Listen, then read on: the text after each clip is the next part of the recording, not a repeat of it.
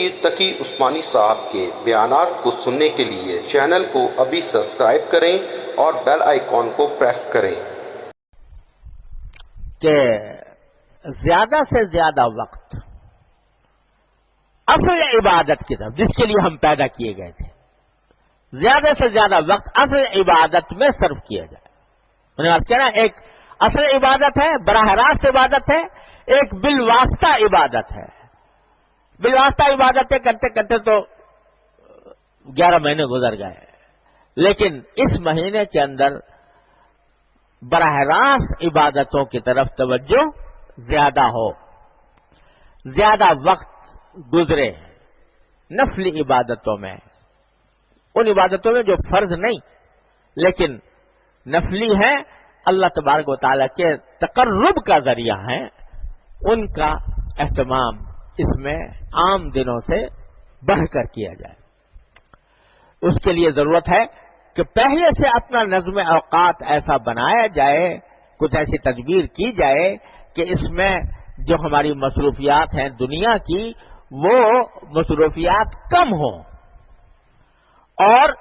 آخرت والی مصروفیات بڑھیں۔ اس کا پہلے سے ابھی ہے، جو ایام باقی ہیں، تو آدمی اس کے حساب سے اپنا، جیسے کوئی آدمی کہیں سفر پہ جاتا ہے تو انتظام کر کے جاتا ہے، بے میرے پیچھے گھر والوں کا کیا ہوگا، کس طرح، تو اسی طریقے سے اس آنے والے مہینے کے لیے جو اپنے دنیاوی کام ہیں ان کو مختصر جتنا کیا جا سکے اور اس کو دوسروں کے حوالے جتنا کیا جا سکے وہ کر کے، اور عبادت کے جو خالص افعال ہیں ان کی طرف اپنے آپ کو زیادہ متوجہ کیا جائے۔ چنانچہ اس مہینے کے اندر علاوہ فرائض کے، علاوہ سنن مؤکدہ کے جن میں تراویح بھی داخل ہے، نوافل کا، نفلی عبادتوں کا اہتمام زیادہ ہو۔ عام دنوں میں تہجد کا اگر آخر شب میں موقع نہیں ملتا یا توفیق نہیں ہوتی